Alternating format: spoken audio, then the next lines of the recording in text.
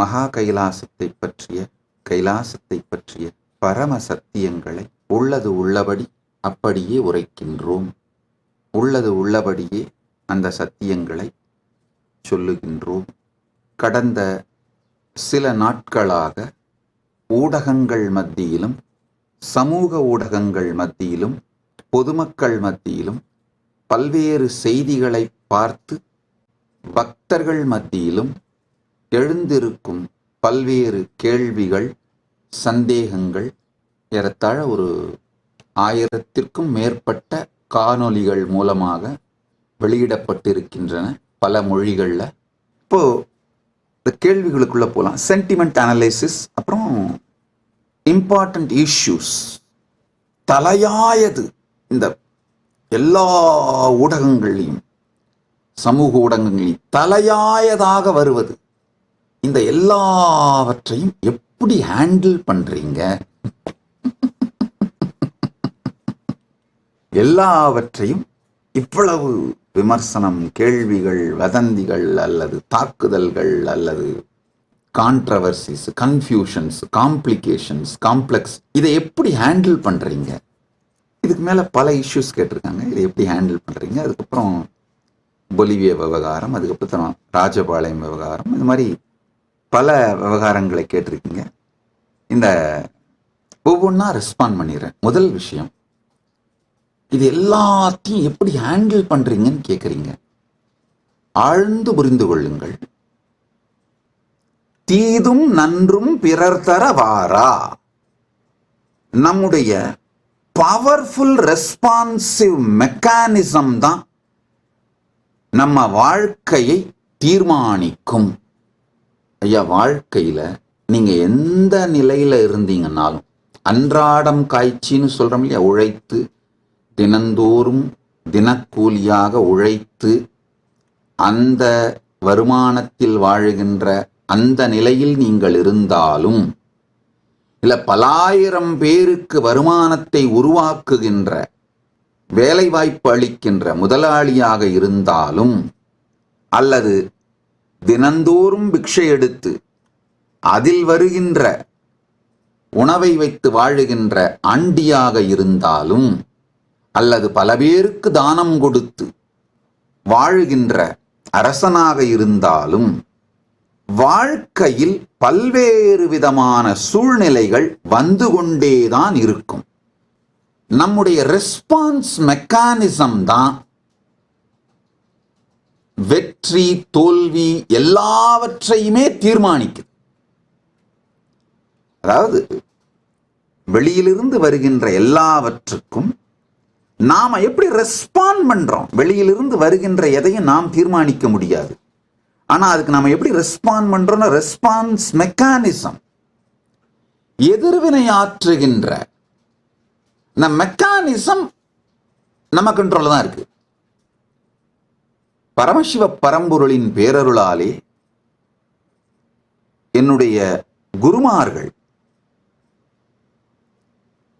நான் பிறந்து வளர்ந்த சூழல், சிறு வயதிலேயே எனக்கு பவர்ஃபுல் ரெஸ்பான்ஸ் மெக்கானிசத்தை டெவலப் பண்ணி கொடுத்துட்டாங்க. நல்லா ஆழ்ந்து கேளுங்க.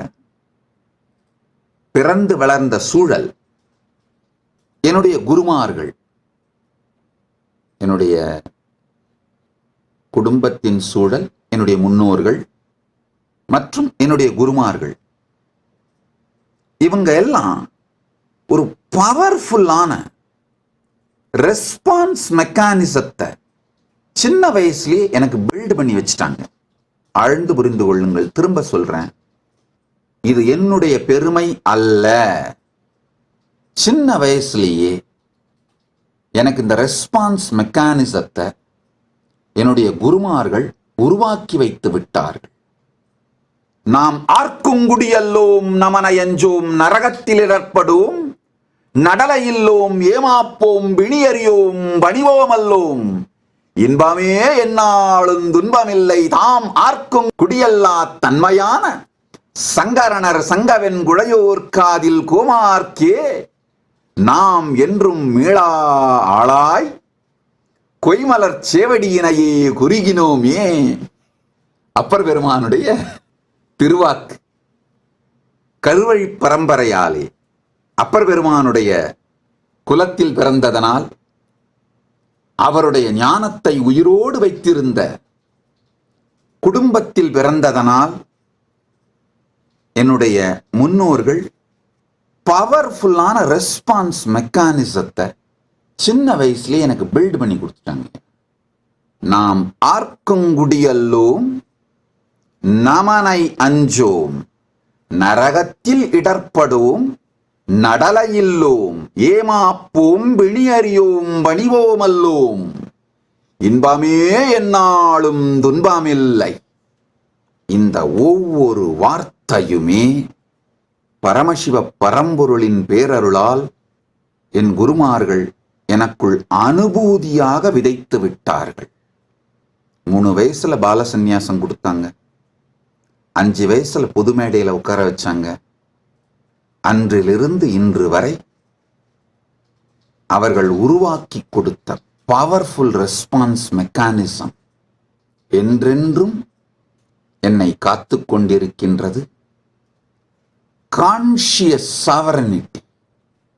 நாம் ஆர்க்குங்குடியல்லோம், நமன எஞ்சோம், நரகத்தில் இடர்படோம், நடலையில்லோம், ஏமாப்போம், விணியறியோம், வணிவோமல்வோம், இன்பமே எந்நாளும் துன்பமில்லை. என்னை வாழற வரைக்கும் ஜீவன் முக்தி, வாழ்ந்த பிறகு பரமுக்தி. வாழற வரைக்கும் தலைவன், வாழ்ந்த பிறகு பரம்பொருளோடு கலந்து இறைவன். இழப்பதற்கு ஒன்றும் இல்லை. இருக்கும் வரை பரம்பொருளின் இருப்பில் இருந்து, பரம சத்தியத்தில் நிலையிருந்து, பரமசிவத்துவத்தை வாழ்வதுதான் வாழ்க்கையின் குறிக்கோள், அதுதான் வாழ்க்கைன்னு அனுபூதியாக சிறு வயதிலேயே எனக்குள்ள அளித்து த பவர்ஃபுல்லான கான்ஷியஸ் ரெஸ்பான்ஸ் மெக்கானிசத்தை உருவாக்கி கொடுத்துட்டாங்கய்யா. If you found this video entertaining, entraining and enlightening, take a moment to like, share and subscribe. and don't forget to hit the bell icon. Thank you so much for tuning in.